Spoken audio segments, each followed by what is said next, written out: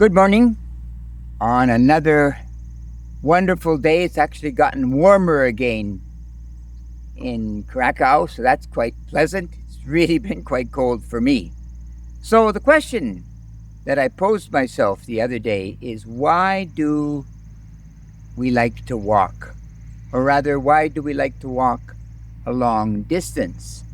Well, I recently watched a movie called The North. It's about two men, friends, I guess, at college at one point.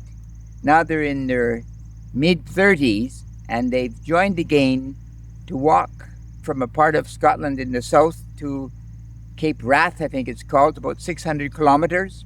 Not bad, right? And what goes on during their walk, and they experience weather, they experience a lot of rain, the cold, but mostly they do this deep journey inside themselves, and they have some conflict, and they have a conflict between each other, and eventually it resolves itself, and they embrace, and the film ends on a positive note. Maybe at the beginning it's quite tedious. They're just walking for a period of time without any principal question being posed, but eventually the question of the movie is, will a walk unfold certain parts of my being? The darker self, the shadow, according to Dr. Jung, Carl Jung. So, why ultimately should we walk? Well, I think the very first reason, perhaps, a long walk, not a short walk. You have to spend some time. You really do, right? There are numerous walks. The walk David and I did last year was 900 kilometers, slightly over 40 days, 2 million steps. But to be fair, the path is well known. There is a cabin or a hostel every evening. You can have a wash. You can wash your clothes in a washing machine, but it is still arduous. It's a difficult terrain, the Camino, as it's called in northern Spain. That said, usually we walk just to be exposed to something different. Something different. Our everyday life is changed, for sure, right? Because we don't have the comforts of home. When you're walking, if you've forgotten something, your toothpaste, your toothbrush, whatever it may be, that's it, baby, so to speak. You have to do with what you have. So the first reason we walk is to get away from our everyday life. And then, even if you walk with another person, you do have an immense period of silence, solitude, if you will, right? Then you're forced to take the journey into the self. And usually, as with any dirt, if you've ever gardened, the topsoil is relatively beautiful, but then when you get down into the soil itself, it gets harder and harder, and you have to figuratively shovel more and more. And this is the journey that goes on, right?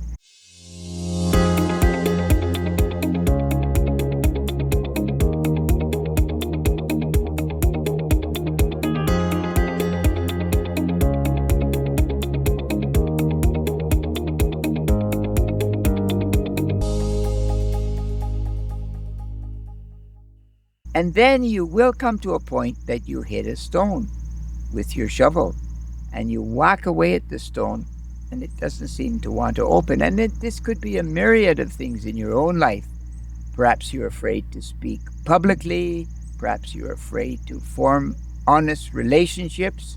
Perhaps you're afraid to form honest relationships with yourself, right? And you realize that you must if you're going to go further. And then I think after you've broken free, perhaps you've dug out the stone, then you realize that the soil once again around the stone is relatively soft. So you have to dig through that soft soil once again to get deeper.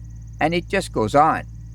The journey to the self, once you begin to dig, is truly endless. And in a way, I think all of us, and this certainly includes me, I admire the monk who has spent perhaps a lifetime to get closer to the energies of God, as the Orthodox say. The Orthodox believe, of course, that you cannot know the essence of God, but you can certainly experience His energies.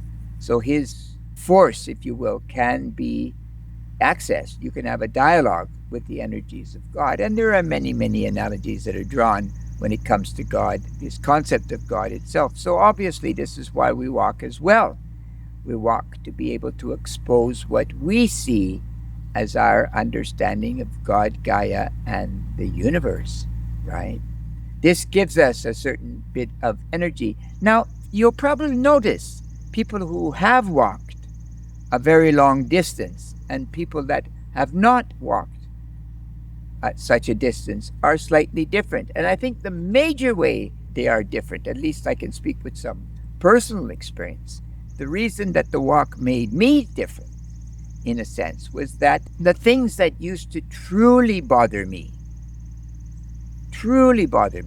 perhaps the behavior of other people, the way my children act at times, the way people hold their cutlery, the way they eat, dress, it just goes on, in my case at least, seem to be not as important.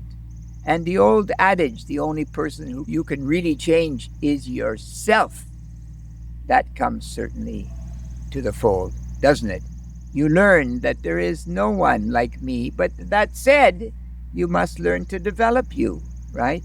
So, how does one prepare for a walk? Well, I don't know if I would take on the Camino as my first walk because that's a little bit overwhelming, but there are walks in every country that require 2 or 3 days in the mountains, and that's a good start as such because you won't have the comforts of home and you'll get a small taste of what actually occurs on a longer walk. And a walk like the Camino, for instance, maybe only 15, 20, 30% actually finish the whole route.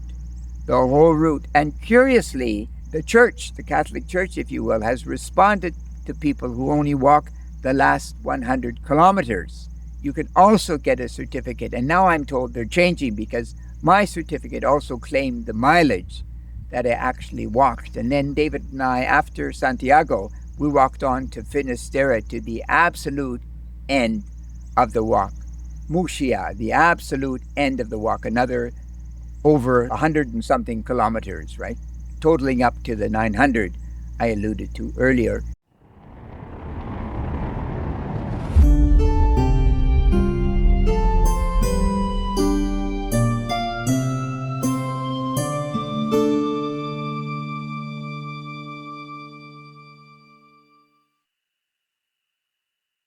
So, why do we walk? We walk to uncover the self, and we ultimately walk to dig out those stones and have some access to the universe, right? God, Gaia, or the universe. Now, curiously, I think because we are all independent beings, none of this has to be true. I don't have to do this. I can live out a superficial life. I don't have to do these things. Because to many people, I think they would pose the question, why? For the love of God, are you spending 2 or 3 months walking, right? Why? Why are you doing this? It's not like running. It's a different activity totally. And I think ultimately the only answer that can be given is it is a desire within me. I think there's something more than my day-to-day life. Meister Eckhart called it the ground. God is the ground. So if we can get into that ground by one step at a time, then we will slowly penetrate into the soil. So obviously we start out small walks, and then as the walks get longer, we have to be careful of our feet, because you will get blisters, you will get cramps in your legs usually, and that stops many people. At one point, I think I was getting up 2 hours earlier before David awoke to tape 8 of my 10 toes. It was not so much painful, but odd after a while. And then in the end, I'm a stubborn old guy, and I just pushed on through the pain in reality. So I think that's an element too. You have to be determined, I'm going to finish whatever this is. And then You've got to open your mind to the words that are being spoken to you from something more than you, right? And then ultimately, you will find that reason why you walk. And unfortunately, something I will share with you, it does get a bit addictive. So after the Camino, David and I also walked the Matsu in Taiwan. That was only 300 kilometers. And now next year, I'm going to walk on the Francagina, and hopefully David will join me. This is not quite the correct pronunciation, I'm sure, but it's the walk from Canterbury to Rome.